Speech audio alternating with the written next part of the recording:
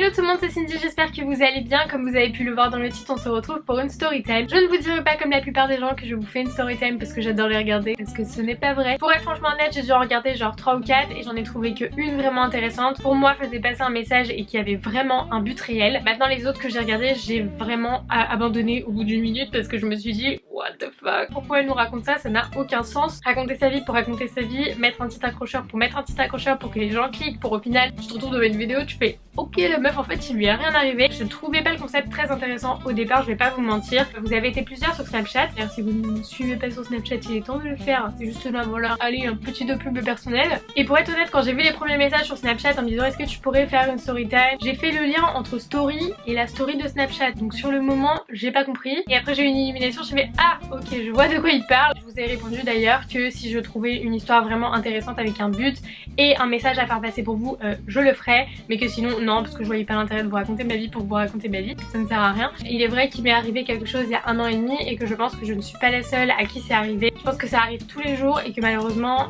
on n'ose pas forcément en parler. Je vais essayer de vous tourner un peu à la rigolade histoire que ce soit pas relou pour vous à écouter parce que c'est pas une histoire qui est très drôle. Sur le moment j'ai pas rigolé, mais bon je me suis dit que si je pouvais vous en parler, vous raconter ce qui m'était arrivé et peut-être que certains d'entre vous il vous est arrivé la même chose parce qu'il faut en parler de ces choses là, c'est important. Voilà, je me perds dans mes explications donc je vais commencer l'histoire maintenant. Il y a 1 an et demi j'ai commencé mon BTS communication. Vous savez qu'il y a toujours dans une classe une meuf avec qui il faut pas être pote parce que c'est une fille, excusez-moi du terme, un peu cara, qui est à l'école on sait pas trop pourquoi. Voilà, c'est le genre de meuf que moi j'aime pas fréquenter personnellement. Je préfère m'entourer de gens cool, détendus qui se prennent pas la tête. Ok les gars on est à l'école c'est chouette, plutôt que d'être avec ce genre de meuf qui parle à longueur de temps sur les autres et blablabla. Bref ça m'énerve, je m'éloigne de ce genre de personnes parce que je sais très bien que ça fait des histoires. Cette fille là je ne lui ai jamais parlé de l'année en fait, clairement, ni même un bonjour ni rien, c'était vraiment genre ignorance totale. Tu n'existes pas et je n'existe pas pour toi. Il va falloir suivre parce que vous connaissez le genre d'histoire de meuf, il faut toujours suivre. Elle était pote avec une autre fille de ma classe avec qui je m'entendais plutôt bien pour le coup, enfin je pensais que c'était vraiment quelqu'un de cool, machin, ni pas de prise de tête. Au final je me suis un peu trompée mais bon ça vous allez vite comprendre pourquoi. Ce qui s'est passé c'est que un jour j'étais à la cafette, on était en train de déjeuner et je les entendais à côté de moi, donc ces deux filles là, la fille que je n'aimais pas et la fille avec qui je m'entendais bien, elles étaient en train de discuter, elles étaient sur le compte Instagram d'une meuf et elle la démontait mais de haut en bas.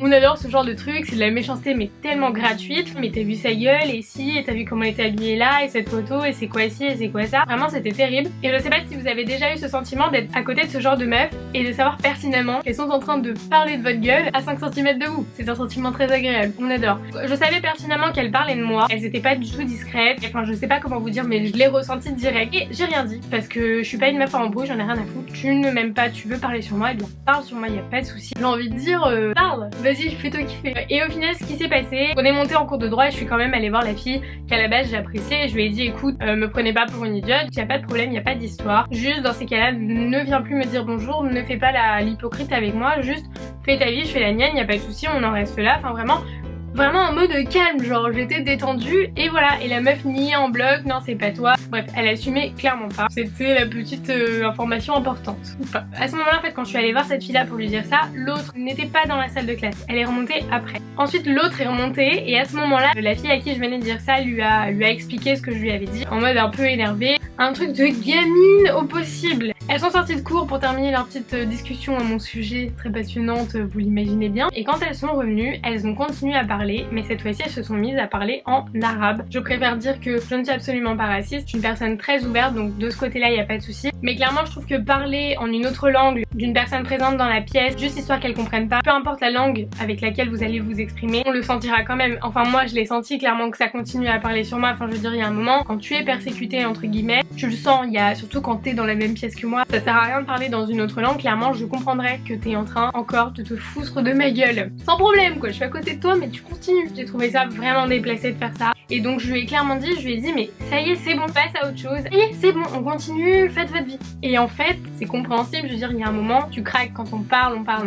Toi t'encaisses, et bah après tu pètes un plomb. Ça fait longtemps que j'avais pas parlé de cette histoire et en y repensant en fait je me rappelle des mots qu'elle a utilisés. Et du coup ça me fait beaucoup rire aujourd'hui. Non mais toi tu te prends pour qui sale pute? Donc déjà elle annonce la couleur. Ok merci, donc je me fais insulter alors que rien à voir. Je lui dis pardon, je lui dis c'est à moi que tu parles. Et en fait moi j'ai un truc qui, et je sais que ça énerve certaines personnes, quand je suis dans un conflit avec quelqu'un je reste très calme, je m'énerve pas du tout. Et du coup celle-là monté en pression encore plus. Et de là elle me dit ouais ferme ta gueule, des petites putes comme toi j'en mange 2 par jour. Et là j'ai fait ah bon tu manges des gens comme moi 2 fois par jour. Dans ma tête j'ai fait ah ok merci beaucoup. Ce qui s'est passé c'est que je me suis levée de ma chaise en mode genre étonnée, j'ai fait mais pardon, je dis excuse-moi. Et de là j'ai même pas eu le temps de réfléchir qu'elle est arrivée sur moi, que je me suis pris une droite en pleine tête, mais genre une grosse patate dans la tête, qu'elle m'a attrapé les cheveux et à partir de là tout s'est passé tellement vite. Je sais juste que j'ai pris des coups, personne de ma classe n'a bougé, ni le prof ni les élèves. La meuf s'est totalement levée et m'a frappé en plein cours sous prétexte que la meuf parlait sur ma gueule de base. Donc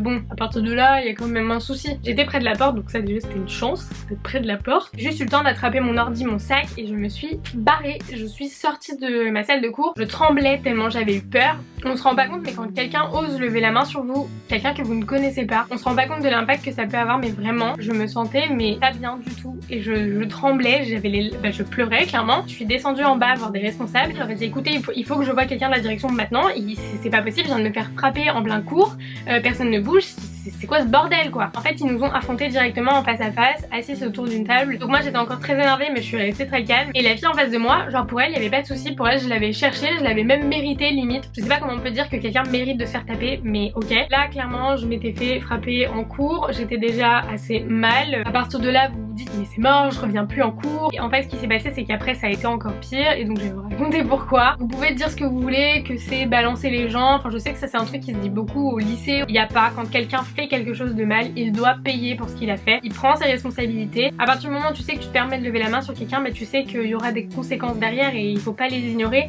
sinon dans ces cas là tu fais pas. Et du coup je suis allée voir la direction, j'ai clairement dit ce qui s'était passé, elle s'est fait exclure de l'école sur le champ, c'est pas la première fois, c'est hors de question que je continue mon année, enfin, vous vous rendez compte que c'est pas possible de se lever tous les matins pour aller à l'école et croiser cette personne là. Donc à partir du moment où elle a été renvoyée, je vous avoue que ça m'a pas soulagée tout de suite parce qu'on sait très bien comment ça se passe. On va dire aux gens ce qui s'est passé, ces gens là mettent en place des sanctions et généralement la personne qui va être sanctionnée va être encore plus énervée et on a juste peur que du coup ça retombe encore sur nous. Je connais ce sentiment, ça m'est déjà arrivé tellement de fois et je suis sûre que c'est arrivé à plein d'entre vous peut-être qui me regardaient, mais peu importe, il faut pas avoir peur, il faut quand même le dire. Enfin je veux dire, vous pouvez pas rester dans le silence, vous faire taper dessus et ne rien dire et laisser la personne qui avait ça s'en sortir, ce n'est pas possible. Et à partir de ce moment là où ma classe a été au courant qu'elle allait se faire renvoyer, il faut savoir que la quasi-totalité de ma classe s'est retournée contre moi et c'est là que c'est le plus drôle entre guillemets parce que ils se sont tous retournés contre moi parce qu'elle s'était fait renvoyer soi-disant à cause de moi. Je vous laisse analyser la phrase. Elle s'est fait renvoyer à cause de moi. Lol.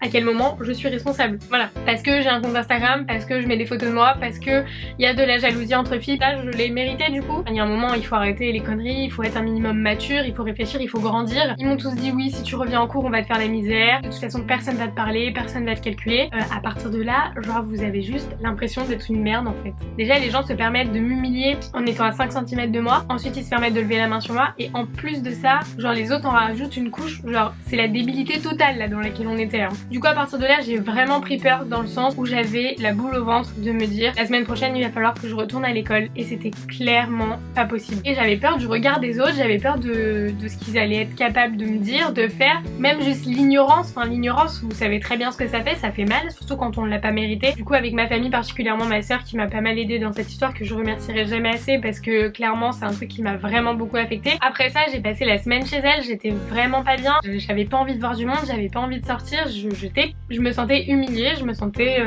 voilà, comme une merde. Clairement c'est totalement ça. Ce qui s'est passé c'est qu'avec mon école du coup on a trouvé un compromis et l'année d'après j'ai évidemment changé de classe et le message que je veux vraiment vous faire passer là-dedans c'est que peu importe l'âge que vous avez, enfin personnellement j'avais 19 ans, on pourrait croire qu'à 19 ans on est capable de gérer une situation comme ça toute seule et finalement moi je n'étais pas capable de le faire toute seule et heureusement que ma soeur était là, que ma mère était là aussi. Il faut en parler, je veux dire chacun doit répondre de ses actes. Je sais que ça fait peur parce que je sais qu'on a peur des représailles, surtout quand on est au lycée, ça fait vachement peur de se dire ouais mais les autres ils vont dire que je suis une balance, ils vont tous se retourner contre moi, elle en plus elle va être encore plus énervée, du coup elle va vouloir s'en reprendre à moi. N'ayez vraiment pas peur de faire appel à des adultes dans ce genre de situation parce qu'il n'y a que qui pourront sanctionner et appliquer ce qu'il faudra appliquer. Vraiment vous êtes au collège ou au lycée, jamais vous vous faites persécuter par quelqu'un, n'hésitez vraiment pas à en parler à des adultes parce que vous vous en sortirez pas tout seul. Généralement ce genre de personnes, tant qu'elles sont pas sanctionnées, elles continueront, et si c'est pas avec vous, ça sera avec quelqu'un d'autre, et c'est une longue chaîne comme ça. C'est des gens qui ont besoin d'avoir le contrôle sur les autres, et malheureusement c'est pas comme ça que ça marche la vie, hein. Donc il y a un moment, voilà, c'était vraiment le message que je voulais vous faire passer. J'aurais pas fait de story time si c'était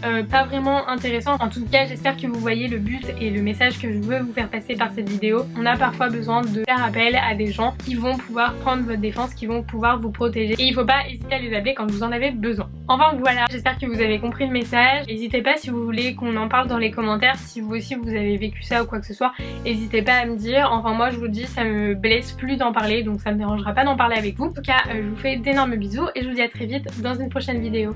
Bye bye.